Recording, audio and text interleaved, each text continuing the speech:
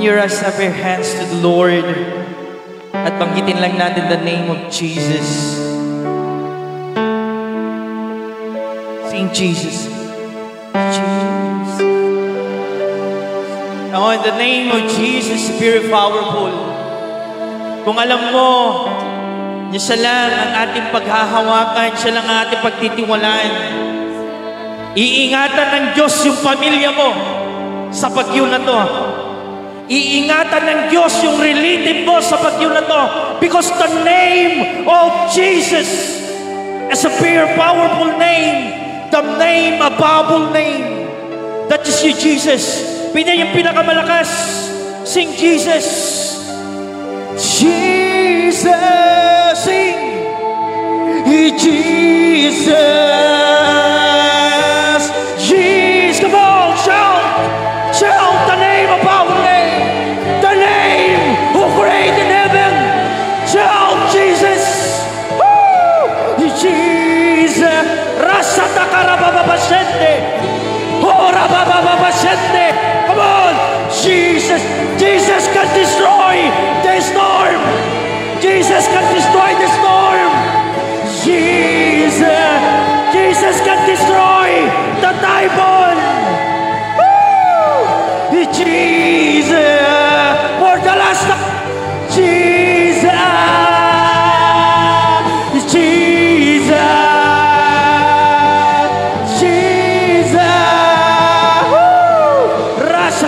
Those who know speaking tongue, come on, you speaking in tongue.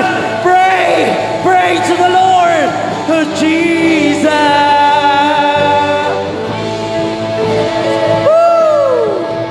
Jesus. Oh Lord, your name is very powerful, my God. We believe of your name. That name can change life. That name, Jesus, can transform us, Panginoon, sa tunay na pagsamba.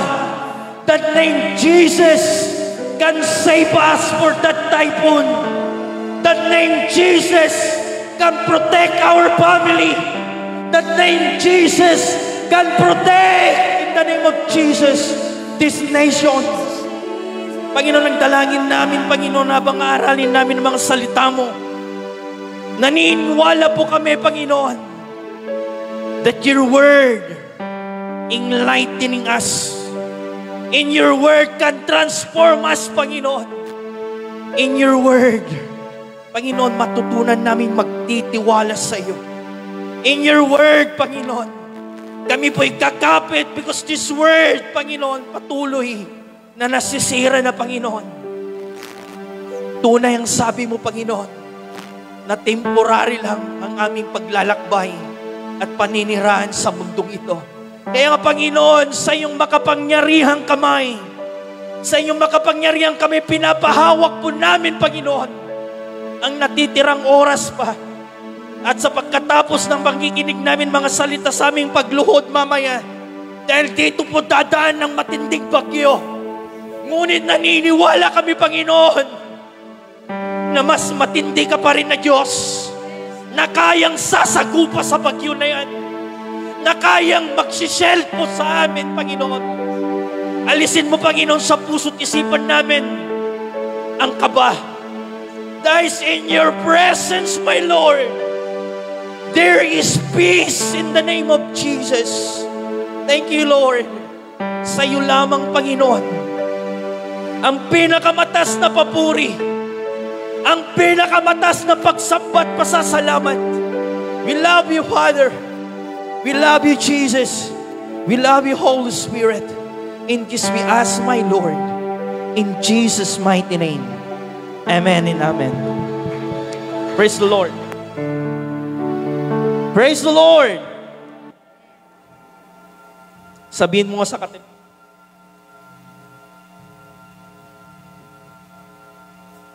Pakisabi sa katabi mo ngayon, congrats. Nagamit mo yung payong mo ko na. Sa mga friend ko po sa Facebook, nag-post ako kanina kahit walang ulan. Pero andito ka. So ibig sabihin, mahal mo ang Diyos. Kita mo niya kabay mo na may tisam na. Maragragsak anak na nakita ka ko nam. Jilikudam, bakam, makita. Maragragsak anak na nakita ka ko nam. Palakpakan tayo man niya, Diyos. At kaninang umaga, nung gumising ako ng 5:30, alam ko ang sitwasyon ng mga churches na naman. Sigurado ako na kahit wala pa yung bagyo, marami na nagbalak na hindi pumunta. Ngunit sa umaga na to, nagpapasalamat ako sa Diyos dahil mayroong mga pumunta. Amen.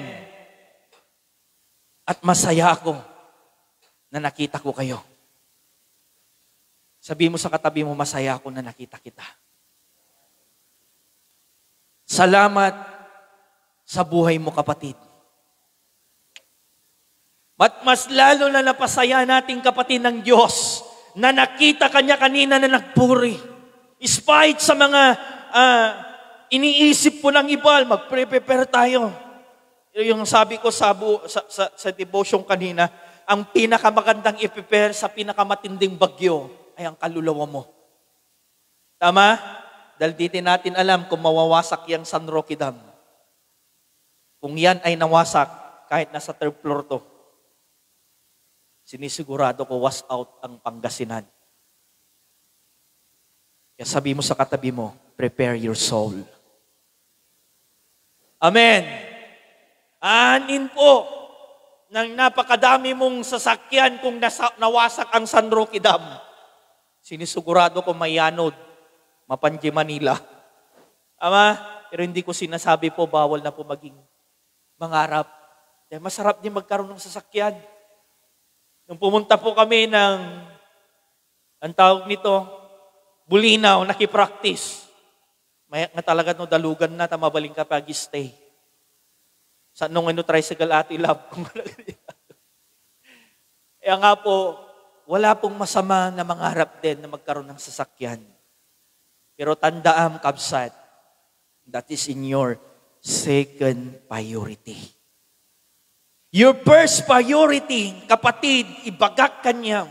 Your first priority is your soul na malinis na isusulin natin sa Panginoon dahil darating yung panahon. Huhukumin niya tayo. Tama? At kung matagpuan niya ang mga kaluluwa natin, ang ating soul na malinis, ang ating makatawan na isusulin natin na malinis, makakarating tayo sa karehan ng Diyos.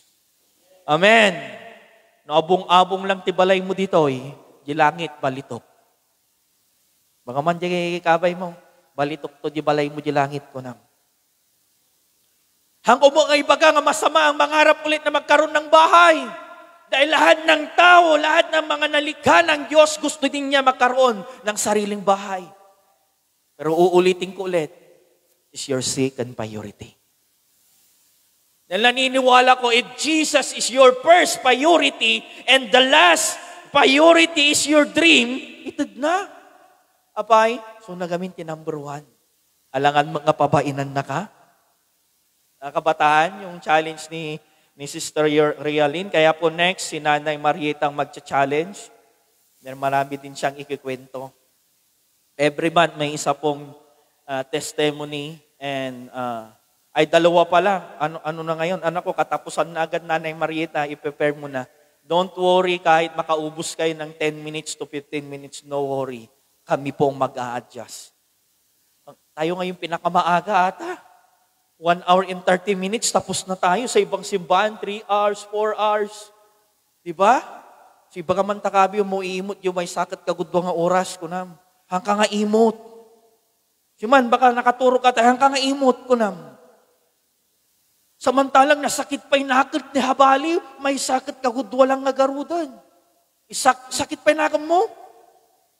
Manong oras ti bagim ti makadomingo, may sakit kagudwa lang kwintao mo. Na sobrang alugi na hapo Diyos.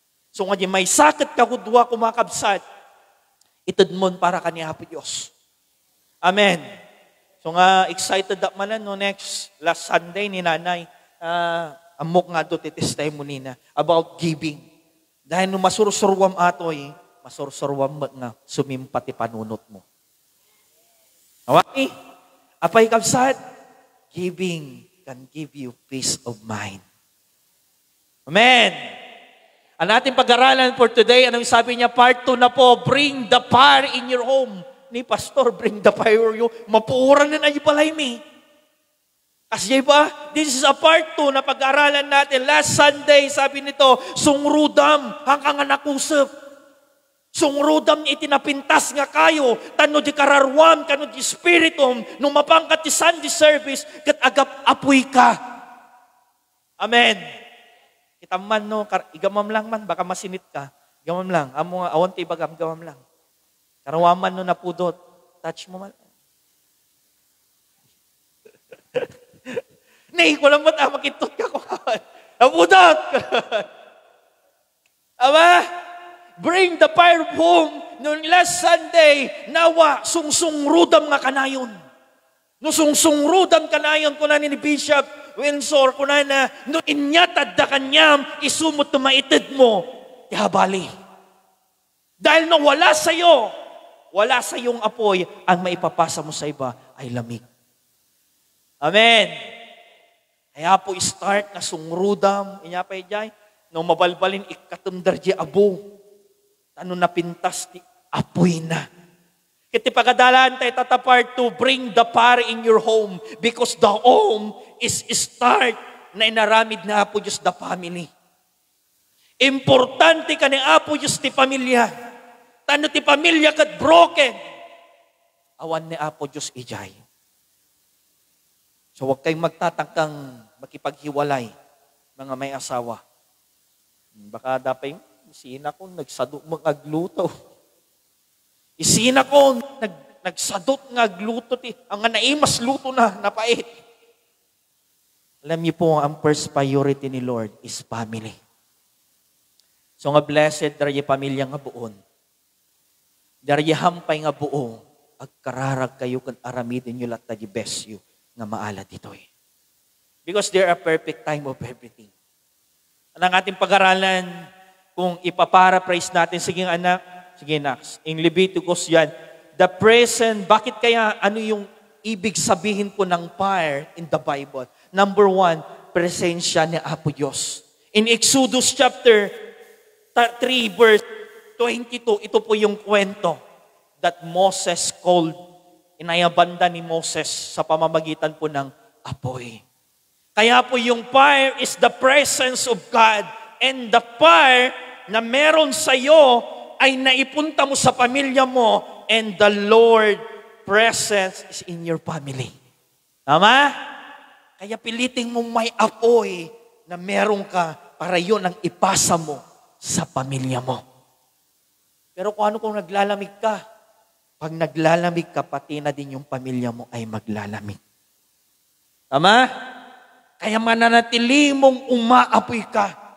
At ang ibig sabihin pa po ng fire, ano po yung ibig sabihin niya pa dyan? Passion in zeal. Anong ibig sabihin po ng passion in zeal? Tingnan po natin. Kung babasahin po natin yung passion in zeal,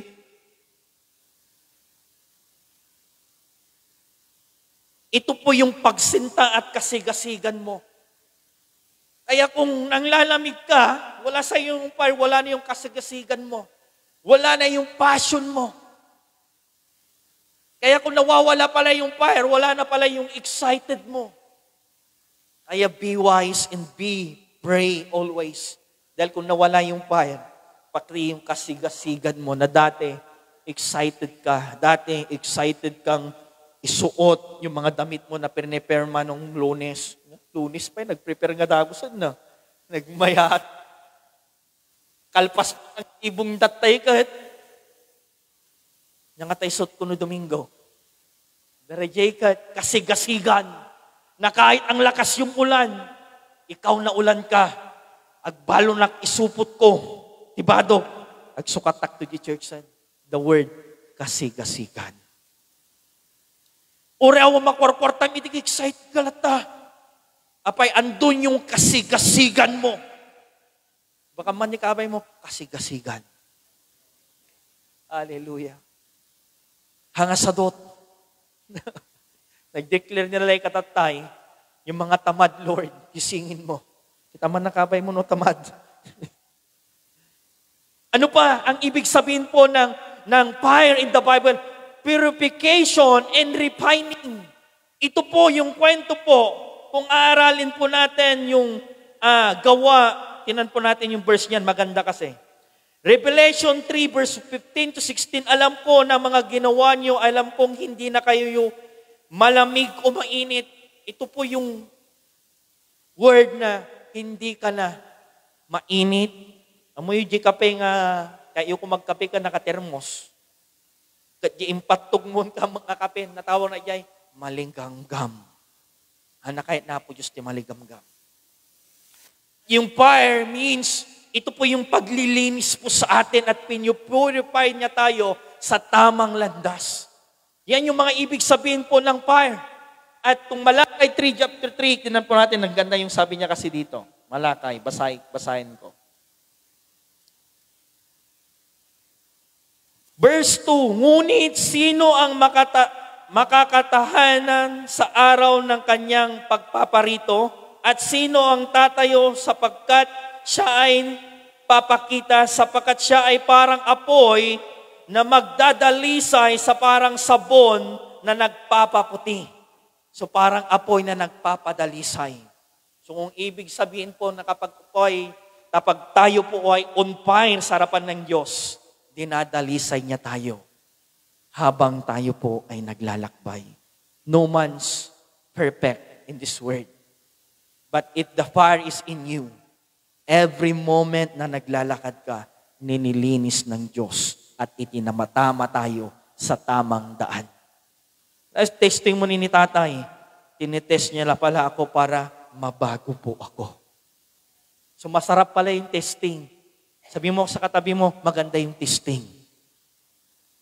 Para mabago tayo. Tama? Kasi testing to purify us. Kung tama pa ba, tanso ba tayo or pilak? Alam niyo yung tanso kapag inapan mo di apoy, matunaw. But the gold, masisira naman yung form ng gold, pero patuloy na nagniningning. Balitok ka, kabsat. Yun naman tingabay mo, balitok ka. Palakpakan tayo man na po Diyos.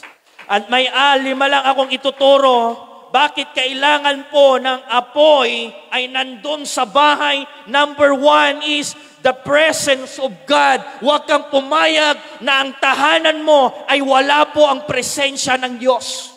Dahil kung wala po yung presensya ng Diyos sa mga tahanan po natin, tandaan mo, magulo ang tahanan nyo. Tama?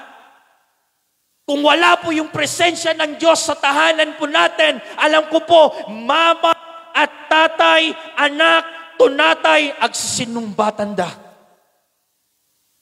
Tama po. With the presence of God inside in your house, there is peace. Tama po ba? Tinan po natin yung verse. Sige po. For the scripture often the symbolize of power and holy presence of God at seen in the burning bush. Kita ma, jepar kano, kadno dadjay kano entibalayo, kung symbolize of power. Kanya ka dito, ang dadjibalayo ni Apo Diyos. The presence na kadadjay, at dadjay pa di kapangyarihan na. Eh, nagpintasan, ore awang bagas agapis, umain kalata, amom, nga dati sumampot lata. Sino po yung nakaranas na akala mo walang-wala na, pero pinakabaka pa rin pala ng Diyos. Andyan na pala. Diba? Sometimes akala mo wala na, pero mamaya meron pala. Because the presence of God is in your house. Awan ti bisinin na. Ti mabibisin lang siguro kat darayay paliwawang nga anak nga napanagsursur. Naibos ti makanda, nagawit na. Mabisinanda nga talaga, taawan mo't iti, nabatin. Maliban lang batsantay ni anak ko. Yung napidasak ti na minsan nga kasjay, sursur nagawid na kaum masida. Kaya nairan-ran na magayang madabisita ni mama, mami, pinakan na. Ginagawi na, kapot na basketball, ang basketball, nabisinan na ka. So, tandaan ang kabsat. Exodus chapter 3, verse 2, tinan po natin, maganda to. And the pillar of fire that guided in the Israelites. Nung nag-aaral, naglalakbay po sila patungo po sa promised land, hindi po sila naligaw dahil yung pillar of fire ay meron po sa kanila. O kung nawala na sa inyo yung fire sa pamilya mo, ang pamilya mo po ay maliligaw. Ano po yung naliligaw? Nag-i-start sa mga anak, naliligaw na. Susunod na yan, pati ikaw maliligaw ka na din. Kaya magdahan-dahan po tayong alisin yung fire. Matakot tayong maalis yung fire because the fire of God ay kung wala na po sa mga tahanan natin, naniniwala po ako, maliligaw po ang isang pamilya.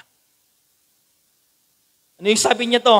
Ang pamilyang may apoy sa bahay nila ay hindi sila maliligaw. Ano pa? Ang pamilyang mayroong apoy sa bahay nila, mapipigil ang hindi mapipigil yung step forward nila, gaya na po ang Israelites. Kung yung apoy ay gumagalaw, anong ginagawa po yung mga Israelites? Nagdidirect po sila.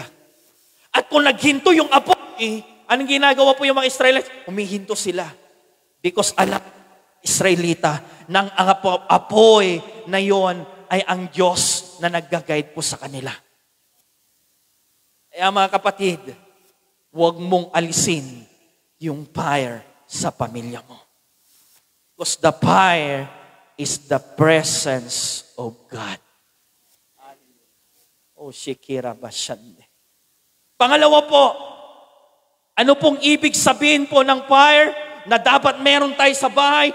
Spiritual protection. Na kung merong yung fire sa pamilya mo, mark my word, walang malulubhang sakit na dadapo sa pamilya mo. Mabuteng. Apay ta mabuteng adadjay. Apay nga mabuteng ngunag darijay. Grabe nga sakit because the protection of God is in your house. Darya nagimin lang, adya lang tikayat na. Amin po ba? Kaya naniniwala ako kapatid, if the Spirit of God and the fire of God is in your house, protektado po ang bahay mo. Hallelujah. Taktaka kayo, hospital kanya yun, ingana na tayo tinananay kung tatay mong hospital, abay, na po Diyos tagay, aywan, ti pamilyam. Kung naniniwala, ang itinaganak ko, ginabagtit ni mamik iti. Kina-hospital mo lang ni daddy. Kami masarakat ti sakit na appendix mo gayam. Yung nanipot iti. Hangdan os ospitalan. Tamamati ak. No ni Apo Diyos, kundi fire kat adda ti pamilyam. Aywanan na ti pamilyam. Amen. Kung naman takabay, apoyan ta di balay tayo kunam. Palakpakan na iwan na po Diyos. Naniniwala ko, kung na dito ang pamilyang may apoy sa tahanan, hinding maaano ng kalaban. Romans 8 verse 31, no kabduam ni Apo Diyos, sino pa'y iti makakaano kanya? Mayatan, back up mo na Apo Diyos na. Kumbaga nung magmagnaka ka, tartaray dargi sakit. Magnaka ka, may talsik, kumbaga di cancer ka, magmagnaka, pak! Kung na nangadakos na. Ama, kabay mo na Apo Diyos. Na, magmagnaka kita kung kumagat nga dinggi kanya, pak! Sipatin na Apo Diyos na. Ama, baka mati kabay mo, protektado ka. Basta may apoy ka. Palakpakan man na Apo Diyos kabsat. Ano pa mga kapatid, ang sabi niya dito, ang pamilyang may apoy, sa bahay nila walang malulubhang sakit na ibagakon. Ang pamilyang may apoy, sa bahay nila lang curse na papasok sa pamilya nila. Alam niyo, habang binibless ka ni Lord, maraming nagkikurse sa inyo. Tandaan niyo ito, sinasabi ko, adu tagim imon kanyayo. Tati imon, hang aramid itinasyaat. Ti imon aramid ti demonyo. Tandaanan, tikadwan pa kidagimom kanyam kat relatives mo. Nagpintas biyag na, alam, imunan da kan, tonokan. Tandaan na mati bagak. Ba't tandaan na mat, ti bagak kabsat. Awan nga sumrek nga curses ti balay mo, nagapapoy ti balay yo. Ayun, mapapansin nyo, ungkatin nyo yung curses na pag-aralan na natin noon. That the curses kat sakit, dir-diritsong agsakit ti pamilyang. Ama? Ngem, nung balbaliwam, iti estado ti pamilyam, paapuyem nga papuyem, awanen nga manifestar ta nga sakit, apay matunaw, kapot ti apoy ni Apo Diyos. No ti pamilyam, katawan pa'y tinakaadal ti college, kapo, taawan iti apoy ti pamilya. Ngum dati apoy, protektado, iti pangarap, iti pamilya. Amen. Pangalawa po, pangatlo na po tayo, ano pong ibig sabihin po ng fire? Sige po.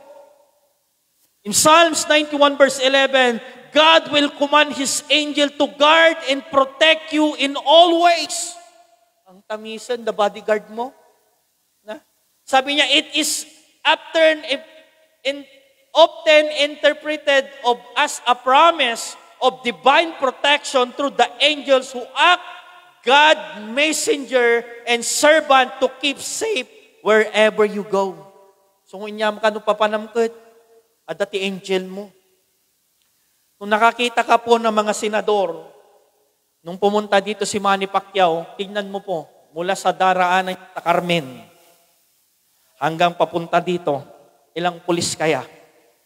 Bawat road crossing ka, the police. Because the bodyguard na nga talaga. Nung napinpintas sa di bodyguard nga, itid na po Diyos na eh. Yan napinpintas. Police is limited. Nung mabsinan, da sakit na bodyguard mo dito lubungan, ako, sukatan dati habali. Ngam tandaan ng di bodyguard nga, itid na na po Diyos king ka. Saan ka man daw magpunta, protektado ka. Kasano ngayon no, apoy mo, i-release ko pa lang, i-relieve ko at ako, yan, tatawag na dyan. Ikatagta bodyguard na ito, ito ko nga karapat dapat ato eh.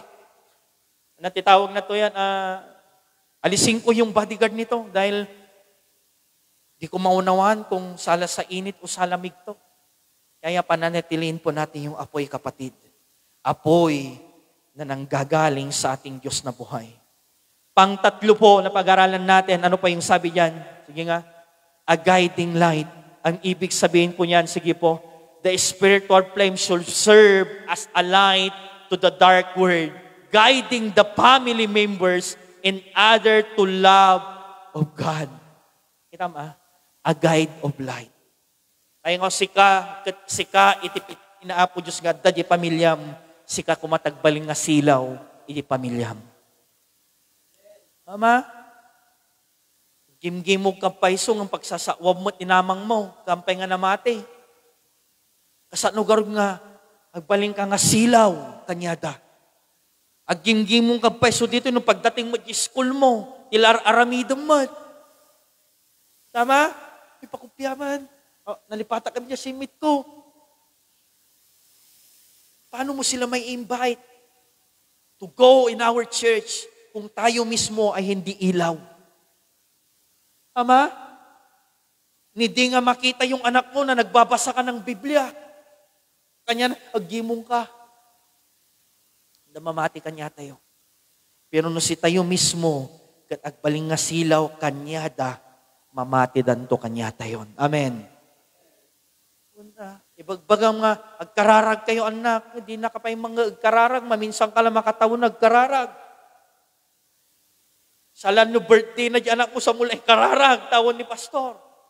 Ang in-invite ni pastor.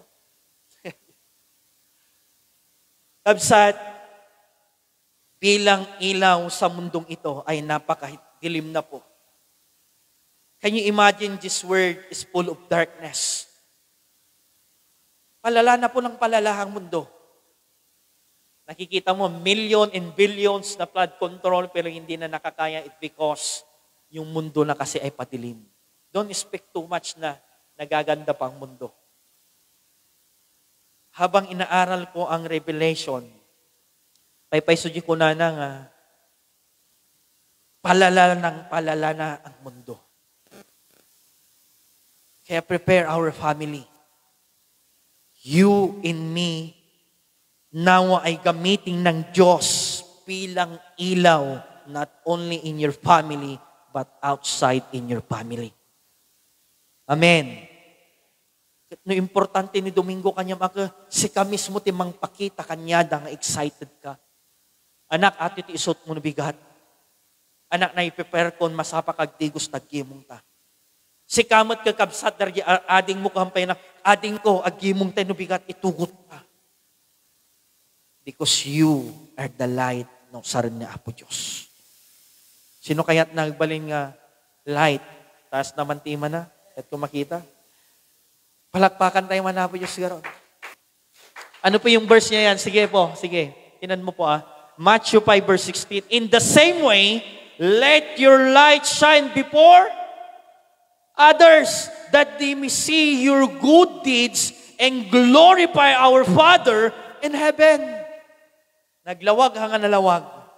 Nga makita ko makanyam, iti silaw, iti lubong, iti aramidam. So ngunin niya man tinagayapanan na kanyam ni Apo Diyos, iti trabahom, agsilsilaw ka. Gisquilam, agsilsilaw ka. Amen? Iti pinagrakrakal mo ang kalman so kantat, agsilsilaw ka. Amen? Di business ni pastora ka naman, baka medyo pati bibig ko hindi tayo nga mo. Bigla mo lang tangarungwaran, iti bibig ko. Inya man tinagayapan ng kanyang oras, di negosyong agsilaw kalat ako ma. Amen? That the purpose, the divine purpose, kaya ka pinunta ng Diyos sa lugar na yan. Pero isipin mo, baka baliktad ang nangyayari. Yung mga dilim na nakakasama mo, sila ang nagpapadilim sa'yo. Nawa, hindi ganon. Yung ilaw na daladala mo, ang magpapaliwanag sa kadiliman nila. Palakpakan man na po Diyos. Ulit yung ilaw na daladala mo ang magpapaliwanag sa kadiliman nila. Nanawa po mga kapatid, sa kamandalhin ng Diyos, nakikita yung glory ng Diyos sa buhay mo. Hallelujah. Maaari bang palakpakan natin ng malakas ang Diyos ng buhay? Ang sabi niya dito, ang pamilya na may apoy sa bahay nila ay magiging tanglaw at hindi tanglaw sa mga hindi pa nakakikilala kay Lord. Makita data pamilyam kasama-sama kayong maggimong, nagragsak kayo, nagpintas man papananda. Puro sardinas agpay susidada kang nagragsak mat ti pamilyada. Tama? Nagsiyaatan, puro itlog lang gatangan na tigaritak ng kapit nagragsak dalata. Dahil ang ilaw ng Diyos ay nasa pamilya nyo. Ang nga si Kamat Iyot, among garong nga marigrig, iklog balal mama! Naumakon! Hindi ka ruba, mawalan. Nyamot darituyin, nagim-gimongon. Di yaman tada, muti ganik. Diba? Tunay na realidad, hindi ang nagpapasaya. Ang ulam lang ay temporary. Ang tunay na nagpapasaya sa atin, ang Diyos na meron ka. Hallelujah. Kasi kung meron ka talagang Diyos sa'yo, kauray ang kwarta, naragsak kalata. Sa kami ang agasawa, ang kwarta ti magpaparagsak kanyami. Na? Kami yung magpaparasag kanyami. No, istoryahan kami, katawa kami lang ang katawa. Lalo na maturog kami na Rabi. Why? Because we know Jesus is in our heart. The true happiness, kung meron na talagang tunay na naghahari sa puso mo. That is Jesus. Amen. Ano pa yung sabi niya dito?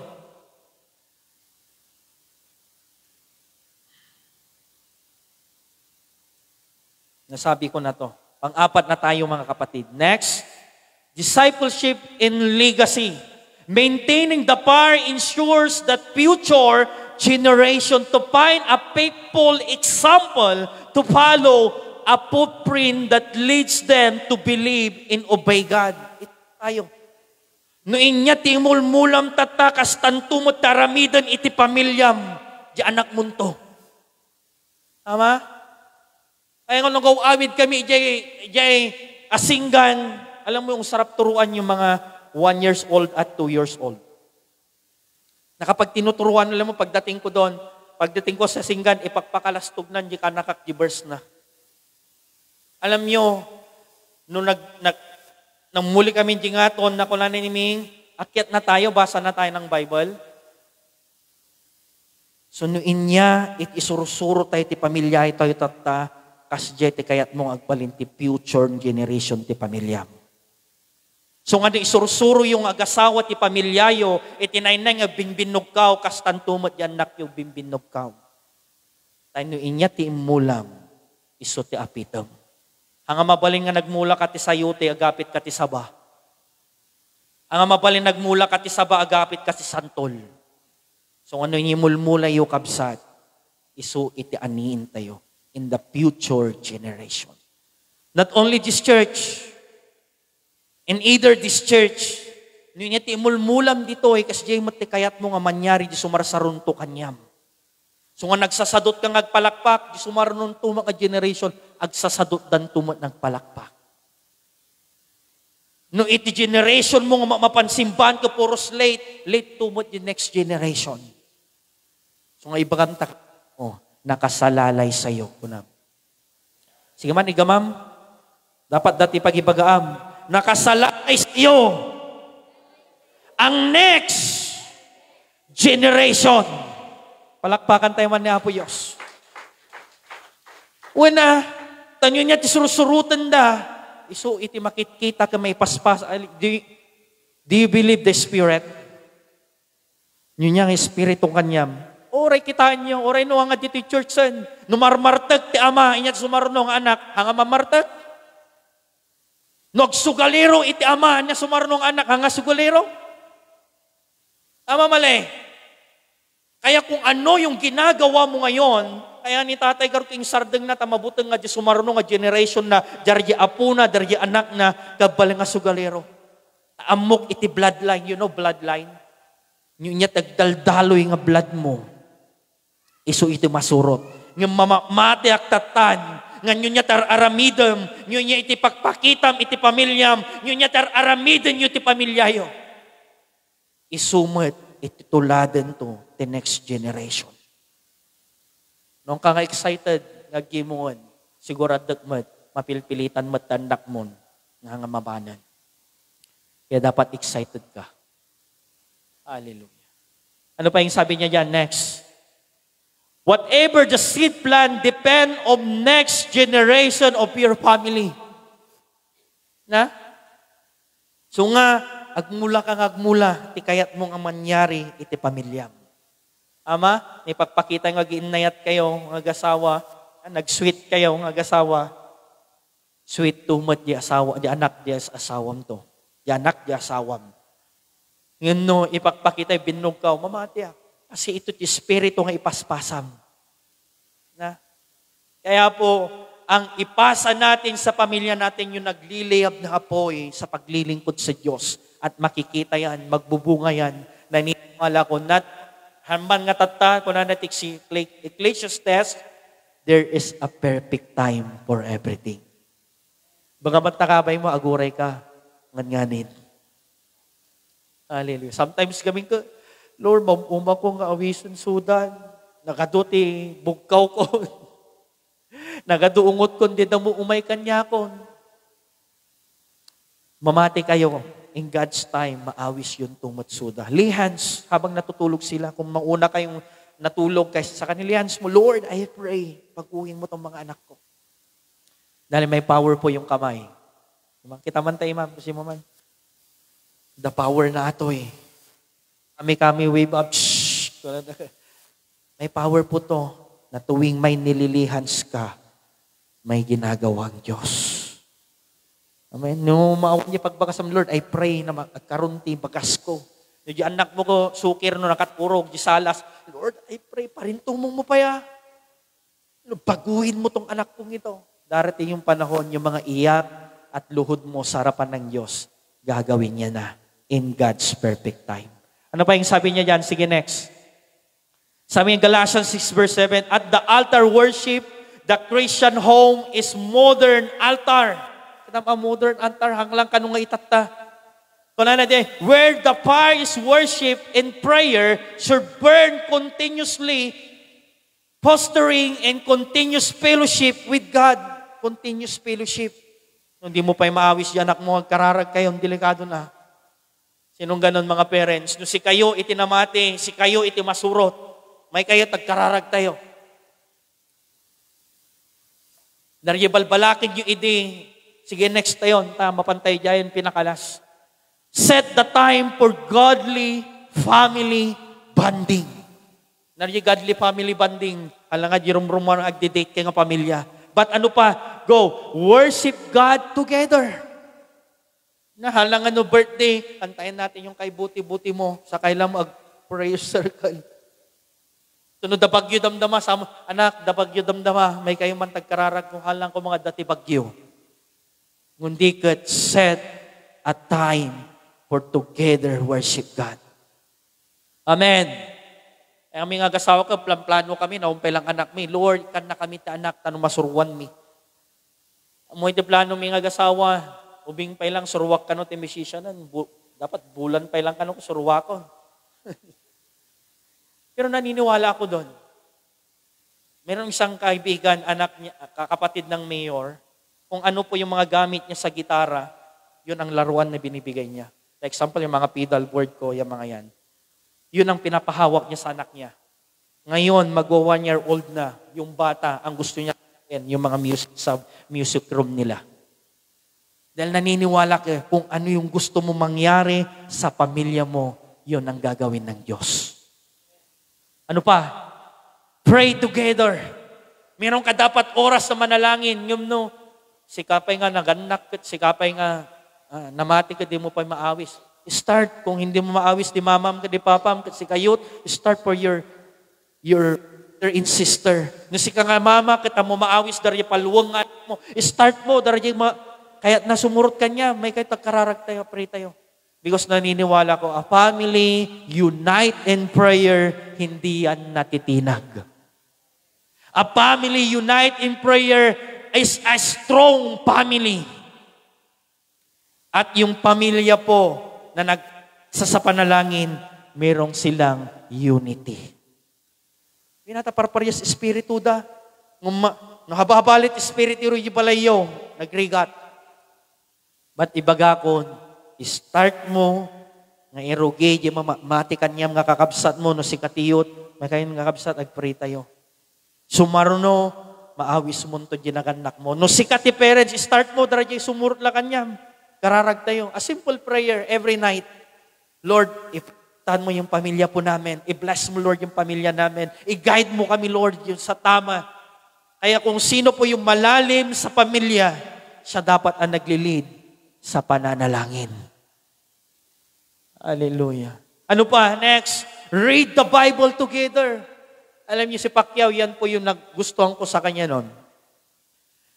Nang yung malilit, yung kanyang mga anak, ang gandang tignan na merong silang oras na nagkakaisa, na nagbabasa ng Biblia. Kaya nga nangangarap kami mag-asawa na sabi namin, Lord, kung merong kaming bahay, sana merong prayer room and reading room. Nagmayatan na doon ka papasok, doon yung gawin mong altar ni Lord. At doon din kayo sabay-sabay na magbasa. Meron ako napasok na bahay, yung kilala niyo si Pastor, Blessed Eva Diaz. Yung bahay niya, gawan talaga niya ng prayer, ang tawag niya doon, prayer room. Kaya pagpasok mo doon, naka-carpet, ang sarap, umupo, manalangin. Iyon yung pinangarap ko din. Sabi ko, kung hindi mo ibigay, Lord, okay lang. As long na tapat ako sa iyo, Panginoon. Dahil wala naman masamang mangarap. Kung will ni Lord, gagawin niya. Amen po ba? At pinakalas, sabi niya, whatever you seed, you plant, sabi niya, sige anak, tapos na, hindi niya na-tap yung number 5. Una na dito, whatever you seed, plant, depends to the next generation. Una na dito, is all about you. Inya ti action mo, iso ti maipasam dari next generation. Sige nga. Pinasabi niya dito, pinakalima, hindi na i-type ito. Sabi niya, number 5, altar of worship. Mga kapatid, bring your home the altar of worship. Bis ko mga pagpaguntam tanak mo nagungod na play kalatan ti worshipan. Ag-worship kalata ka na po Diyosan. Kaya mga kapatid, sa oras na to, hindi na pa, mag-play na lang kayo kasi mananalangin na tayo. I-close ko yung panalangin at kailangan po ng prayer. We are blessed. Tandaan na, Pangasinan is number 1 blessed po. Can you play sa likod? Pangasinan tayo po yung pinaka-bless dahil hindi natin nararanasan yung malalakas na bagyo. Ang kinakatakutan lang yung Pangasinan, hindi natin alam. Yan San Roque. Hindi natin alam yan. Pero alam niyo mga kapatid, one thing, merong akong dinaluan na gathering. Sabi po ng preacher, how many decades na din po talaga ang San Roque. Ilang dekada na yan. At hindi natin alam yung mga nasa loob niyan. Hindi ko kayo tinatakot. Dahil ang Diyos po ay nagpapakilala sa pamamagitan ng apoy, sa pamamagitan ng lindol, sa pamamagitan ng baha. Tandaan mo kapatid, hindi natin alam kung anong mangyayari. Kaya, ang kailangan po kapatid ng typhoon na to is panalangin. Huwag mong idamot. Isanay na natin ito na kahit sa opening prayer, parang ang opening prayer lang, nagpe-pray lang ay yung ang tawag nun? Opening prayer leader. Isanay na natin yung apostolic prayer. You know the apostolic prayer? Pagkamalan pa sila sa baba na parang mga baliw, mga yun ata. That is the apostolic prayer. When the disciple of God bring down the fire upon them, pakamalam silang mga baliw sa kanilang mga pananalangin. Kaya ngayon, hapon, ngayon umaga na to, inaanyayang manalangin after ko i-close yung prayer about sa ating pinag-aralan. Masapol, iti napipiksa nga bagyo, iti Cagayan, di sa Isabela, di Cebu, iti parintumong mumong ay kararag isuda. We need the prayer na magbaliw iti biyabiyagda. Mamamudo ko mati Diyos nga pagsirsrebiyan tayo. And after ko mag-close prayer, pwede kang lumuhod. Heavenly Father, we thank you for your word that enlightening us. Bless your word, Panginoon. Nabaon po namin na may apply sa aming mga tahanan that we bring the fire in our home, my God. At ang dalangin namin, Panginoon, kami at 10 ng aming mga pamilya ay magiging tanglaw at ilaw sa mga hindi pa nananampalataya sa iyo, Panginoon. Pagpalain mo ang bawat nakinig. Higit na pagpalain mo, Panginoon, ang bawat mag-a-apply nito. Sama-sama kami ngayon, Panginoon, na mananalangin. In count of 3, nasa iyo yan kung tatayo ka. Nasa iyo yan kung luluhod ka. Pwede bang banggasin natin sabay-sabay 10 beses yung Jesus, Jesus. That we acknowledge Jesus sa ating mga panalangin. In count of 3, 1, 2, 3. Jesus, Jesus, Jesus, Jesus, Jesus, Jesus, Jesus, Jesus, Jesus, Jesus, pinakamalakas, Jesus! Hallelujah!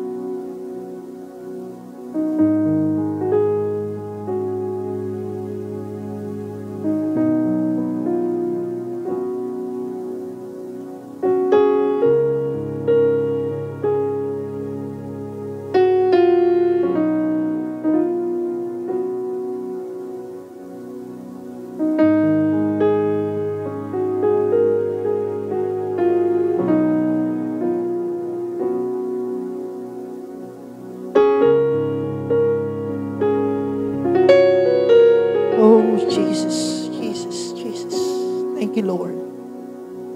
Thank you, Jesus. Thank you, Jesus. Thank you, Holy Spirit. Thank you for your presence, my God.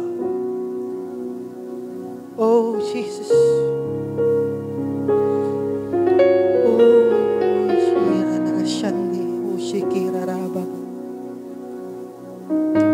Thank you, Jesus. Thank you for your presence, my God.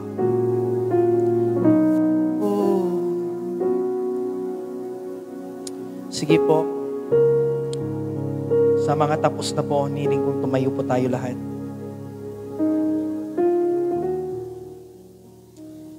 Pwede ba yung mga kamay po natin ay patungo natin sa mga nasasagupa for the last time ng bagyo. Dito siya nanggagaling. Pag-pray niyo po yung mga churches. Mahirap mag-provide ng mga church kung masisira. Mahirap mag-renovate kung ang mga churches ay masisira. Mahirap mag-start ng isang church na nawala yung mga gamit, masisira yung mga gamit. Kailangan niya yung prayer natin, mga kapatid. Can you declare protection to all the pastors, to all your servant of God? Come on, sabay-sabay tayo manalangin. Father, lumalapit kami sa inyong right now. Itinataas namin yung mga masasagupa po ng bagyo, Panginoon, ng mga churches. Mahirap po kung masisira yung mga gamit po nila, Panginoon. Masisira yung mga bubungan nila, mahirap po mag-start. Kaya, Panginoon, nagdalangin namin yung kakaibang protection mo, Panginoon, na mararanasan po nila. Walang pastor na mamamatay, Panginoon, sapagkat pro-protektahan mo sila, Panginoon. Walang bubungan ng mga churches na maaalas, Panginoon. Dahil magsisend ka ng angel to protect all the churches, Panginoon, na dadaanan ng bagyo. And those to all follow you, Panginoon. We apply the covering of your blood. Ingatan mo, Panginoon, ang bawat churches, ang bawat pamilya. Ipakita mo na ang Diyos na sinasamba po namin, Diyos na hindi patay, kundi Diyos na mga buhay, Panginoon. The King of Kings and the ruler of this world. We surrender everything, my God. Taimam, ipaputput ko. Di amin nga kararagmiha po, Diyos. Can you rise up your hands into the Lord? Oh, Jesus, Jesus. Taas po natin ang ating mga kamay to receive God's benediction. The Lord bless you and keep you. The Lord make His face shine upon you and be gracious to you. The Lord lift up His countenance upon you and give you peace. May the love of God the Father and the grace and mercy of our Lord Jesus Christ and the sweet fellowship of the gentle Holy Spirit be upon us all forever and ever. Amen and amen. God bless us all. Happy Sunday. Sa pakipatay na yung live, sa mga mababahay yung mga bahay nila, the church